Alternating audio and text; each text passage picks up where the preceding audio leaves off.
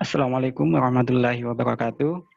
Baik, pada video kali ini kita akan mencoba membahas terkait dengan kode etik aparatur pemerintahan. Etika dalam konteks pemerintahan, ini kita bisa bahas satu persatu. Etik atau etika, filsafat moral yang menjelaskan fakta moral tentang nilai dan norma moral, perintah, tindakan, kebajikan, dan suara hati. Nah, inilah etik atau etika, kata etika.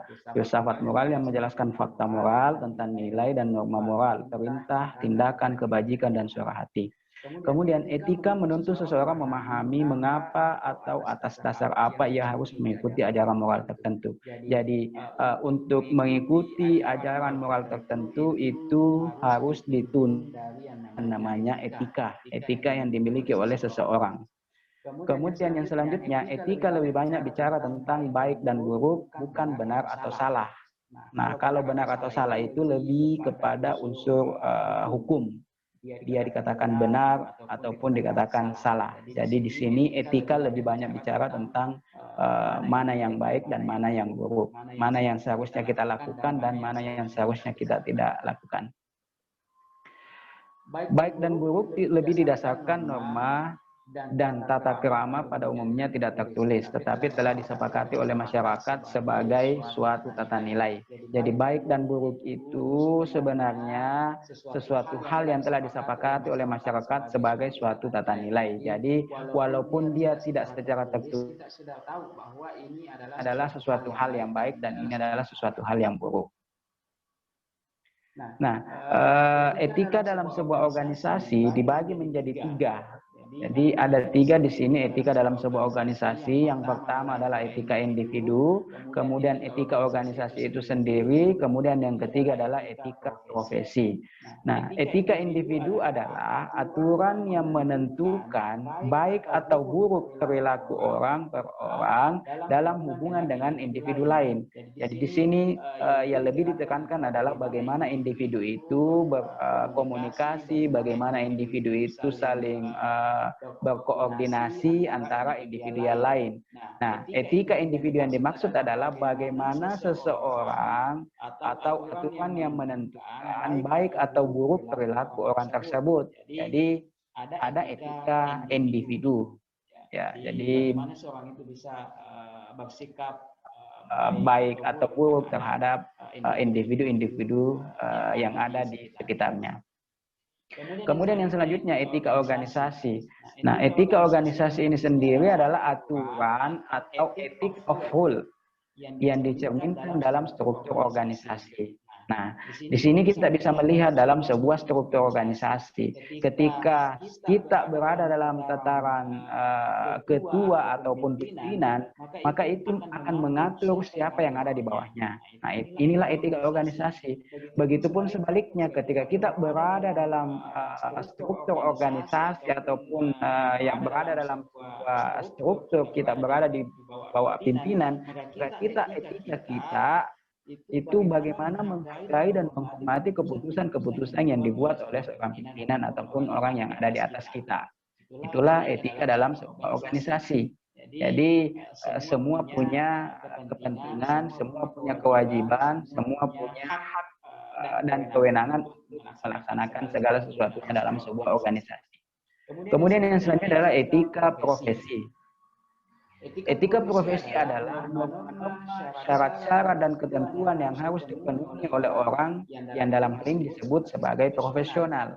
Nah, etika profesi yang dimaksud di sini, kata kuncinya adalah kita harus melakukan atau bertindak secara profesional. Ketika kita diberikan tugas, kita harus menyelesaikan pada hari ini, maka sebisa mungkin kita harus profesional untuk melaksanakan tugas tersebut. Inilah beberapa etika dalam sebuah organisasi. Ketika kita dalam berorganisasi, kita harus mengedepankan yang namanya etika individu untuk saling berkomunikasi dengan individu yang lain. Kemudian etika organisasi itu sendiri, kita harus tahu tupoksi kita. Kemudian etika profesi, kita harus profesional dalam berbuat ataupun dalam melaksanakan segala aktivitas yang ada dalam sebuah organisasi. Selanjutnya, etika atau kode etik aparatur. Etika aparatur pemerintah akan menempatkan kaidah-kaidah moral dalam menghadapi dilema. Jadi dalam menghadapi sebuah kerumitan dalam organisasi pemerintahan maupun organisasi non-pemerintah, itu akan lebih dikedepankan yang namanya etika aparatur pemerintah. Sebab proses administrasi negara yang dilakukan menuntut adanya pertanggungjawaban secara etis. Apa yang telah dilakukan itu akan dipertanggungjawabkan secara etis. Kita telah melaksanakan pekerjaan atau tugas yang diberikan oleh pimpinan, maka kita harus pertanggungjawabkan sejauh mana kita melaksanakan pekerjaan itu dan bagaimana cara kita untuk melaksanakan pekerjaan itu. Apakah tidak melanggar norma atau regulasi-regulasi yang berlaku dalam sistem pemerintahan tersebut atau organisasi baik pemerintahan maupun non-pemerintah tersebut. Kemudian yang selanjutnya adalah legitimasi etis. Jadi saya ulang, legitimasi etis ini menurut pandangan dari Max Weber. Dalam hubungannya dengan kegiatan pemerintahan, Weber memperkenalkan legitimasi sebagai dasar mengukur etika dalam kekuasaan. Jadi harus ada legitimasi. Seorang pemimpin dalam melaksanakan tugasnya ataupun dalam mengarahkan bawahannya itu harus punya legitimasi. Tidak semerta-merta bahwa mengatur, kemudian memerintahkan, mengarahkan, dan lain sebagainya kepada seorang bawahan. Dia harus mempunyai legitimasi sejauh mana dia harus mempersilahkan, sejauh mana dia harus mengarahkan bawahannya untuk melaksanakan kegiatan-kegiatan ataupun aktivitas-aktivitas yang sifatnya sesuai dengan kepentingan dalam sebuah kegiatan pemerintahan tersebut. Nah, inilah yang dimaksud legitimasi etis dari Max Weber. Jadi seorang pemimpin ataupun pimpinan dalam sebuah pemerintahan dalam hal untuk mengukur etika dalam kekuasaannya itu harus memperkenalkan atau harus memperhatikan yang namanya legitimasi. Tidak asal mengarahkan, tidak asal menginstruksikan dan lain sebagainya. Itu harus mempunyai legitimasi atau aturan-aturan tertentu. Selanjutnya, legitimasi etis menurut Max Weber itu sendiri adalah pemerintah yang memiliki legitimasi etis adalah pemerintah yang menyelaraskan dasar-dasar kekuasaannya dengan norma-norma moral yang berlaku dalam masyarakat. Jadi harus memperhatikan aturan-aturan atau norma-norma yang berlaku dalam kehidupan masyarakat.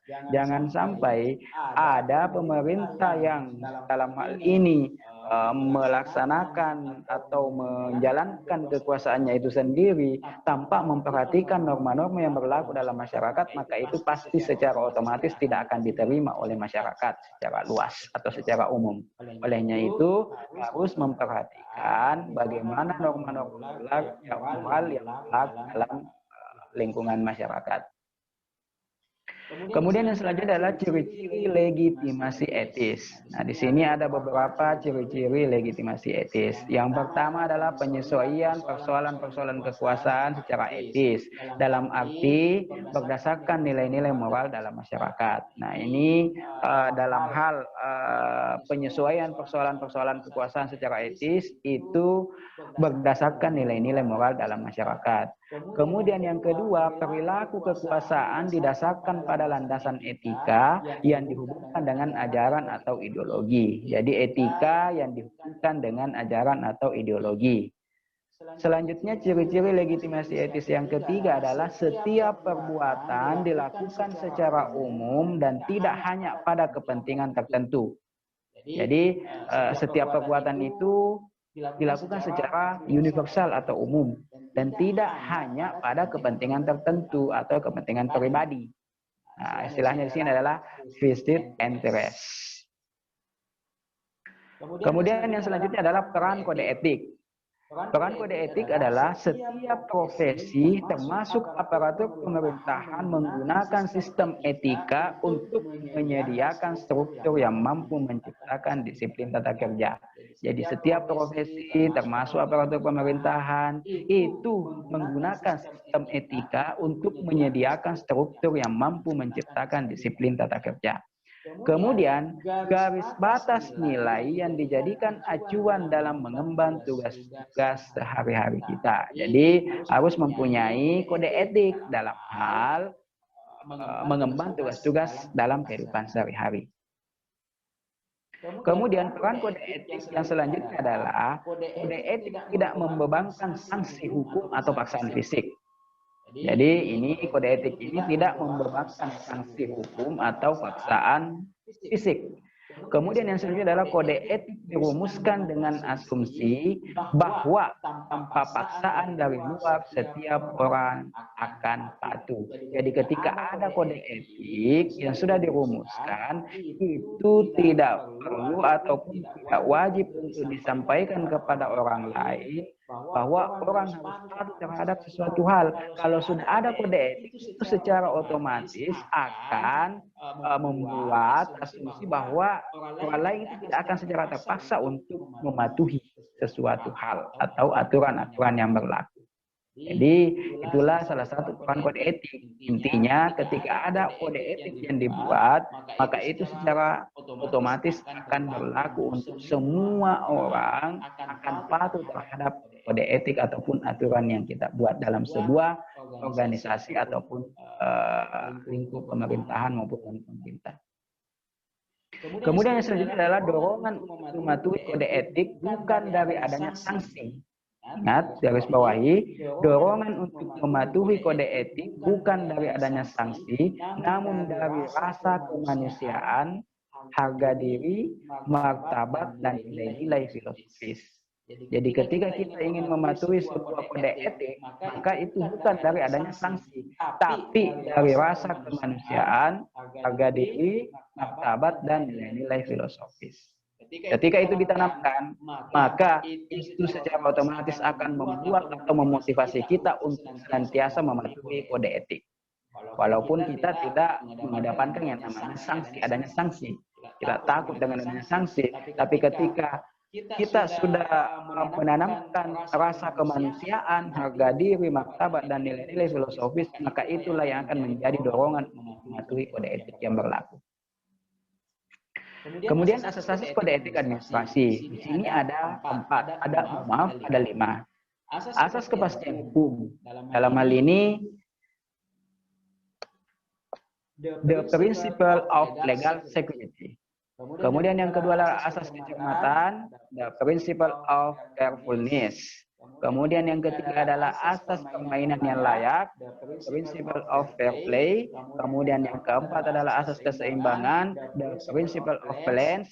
Dan yang kelima adalah asas ketepatan mengambil objek. Dalam hal ini, the principle of good object. Jadi inilah 5 asas kode etik administrasi. Ini kita akan bahas satu persatu. Yang pertama adalah asas kepastian hukum. Ya, dalam hal ini the principle of legal security. Menghendaki aparatur pemerintah selalu membuat keputusan yang sama terhadap kasus yang kondisinya sama. Jadi di sini asas kepastian hukumnya adalah ketika mendapat kasus yang kondisinya sama, maka aparatur pemerintah harus selalu membuat keputusan yang sama. Jangan sampai ada kasus yang sama, kemudian kondisinya yang sama, itu dibuat suatu keputusan yang berbeda. Maka itu tidak mematuhi yang namanya asas kepastian hukum. Olehnya itu harus mematuhi yang namanya the principle of legal security atau asas kepastian hukum. Memberlakukan sesuatu hal yang sama dan kondisi yang sama dengan keputusan yang sama. Ya, itu. Kemudian yang kedua adalah asas kecermatan. Dalam hal ini, the principle of carefulness. Dalam menjalankan fungsinya, aparatur pemerintah menyelenggarakan pemerintahan dengan menjalankan prinsip 1. Koordinasi, 2. integrasi, dan yang ketiga adalah sinkronisasi. Jadi, semua harus dicermati bahwa aparatur pemerintah dalam menyelenggarakan pemerintahan itu harus menjalankan prinsip KIS. KIS itu yang mana? Koordinasi, integrasi, dan sinkronisasi. Koordinasi antara unsur yang pemimpin yang satu dengan yang lainnya. Kemudian melakukan sebuah integrasi atau keterkaitan antara kasus yang satu dengan yang lainnya atau pekerjaan yang satu dengan yang lainnya. Kemudian melakukan sinkronisasi. Nah, inilah yang biasa disingkat dengan KIS, koordinasi, integrasi, dan sinkronisasi. Nah, ini adalah the principle of carefulness. Bagaimana aparatur pemerintah harus mengedepankan yang namanya asas kecermatan. Kemudian yang ketiga adalah asas permainan yang layak. Menghendaki agar aparatur pemerintah selalu menjelaskan seluas-luasnya kepada pihak-pihak yang terkait tugasnya, baik diminta ataupun tidak. Jadi, aparatur pemerintah itu harus selalu menjelaskan kepada pihak-pihak yang terkait dengan tugasnya. Jadi jangan menunggu nanti diminta oleh orang yang diberikan tugas, kemudian kita memberikan arahan, masukan, dan lain sebagainya. Karena itu bisa menjadi salah satu penghambat dalam mencapai tujuan dari pemerintahan ataupun organisasi dalam sebuah pemerintahan. Olehnya itu harus selalu memperhatikan atau menjelaskan apa yang menjadi tugas dan tanggung jawab dari seseorang ataupun aparatur pemerintah dalam sebuah pemerintahan untuk menjalankan tugasnya dengan baik. Baik tidak diminta maupun dalam hal ini diminta oleh orang-orang yang diberikan tugas. Jadi harus selalu mengedepankan the principle of fair play, atau dalam hal ini asas permainan yang layak. Bagaimana kita bisa memberikan arahan, masukan kepada orang-orang yang mendapatkan tugas agar senantiasa mendapatkan pencerahan untuk menjalankan tugas dan tanggung jawab yang diberikan. Kemudian yang keempat adalah asas keseimbangan. Atau biasa kita kenal dengan istilah the principle of balance. Adalah prinsip keseimbangan. Nah, menghendaki agar pemerintah dalam memberikan pelayanan kepada masyarakat selalu menyeimbangkan antara hak dan kewajiban yang dimiliki masyarakat yang dilayani. Jangan sampai antara hak dan kewajiban kita selaku pelayan publik dalam hal ini pelayan kepada masyarakat, kita harus senantiasa seimbangkan apa yang menjadi hak dari masyarakat atau yang dilayani ini harus senantiasa diberikan. Jadi antara hak dan kewajiban antara yang melayani dengan yang dilayani itu harus seimbang, harus balance. Makanya di sini dibutuhkanlah yang namanya asas keseimbangan agar supaya tercipta pelayanan yang prima. Karena biar bagaimanapun masyarakat ketika dilayani pasti akan selalu mengingat bagaimana cara mereka dilayani oleh pelayan. Dalam hal ini aparatur ataupun pelayan kepada masyarakat. Nah, itulah yang harus dikedepankan. Makanya antara hak dan kewajiban baik dari yang melayani maupun yang dilayani itu harus selalu balance. Nah, inilah the principle of balance. Kemudian yang kelima adalah asas ketepatan mengambil objek atau the principle of good object. Jadi tepat dalam mengambil objek. Nah, di sini dijelaskan bahwa menghendaki agar aparatur pemerintah dalam mengambil keputusan hendaknya berpikir secara lintas sektoral sehingga keputusannya bersifat dinamis, tidak bersifat statis. Karena kapan ketika keputusannya bersifat statis, maka apa yang akan terjadi?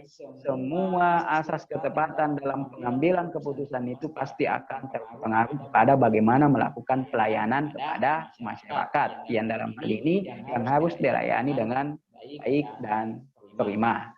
Nah, ini makanya dibutuhkan yang namanya keputusan yang bersifat dinamis, yang bisa diterima siapapun, kapanpun, dan dimanapun itu. Olehnya itu, dalam asas ketepatan mengambil keputusan atau mengambil objek sendiri adalah bagaimana aparatur pemerintah mengambil keputusan yang berpikir secara lintas sektoral sehingga keputusannya bersifat dinamis. Atau biasa kita kenal dengan istilah prinsip pengambilan ketepatan dalam hal pengambilan keputusan atau the principle of good object. Nah, inilah yang menjadi pembahasan kita.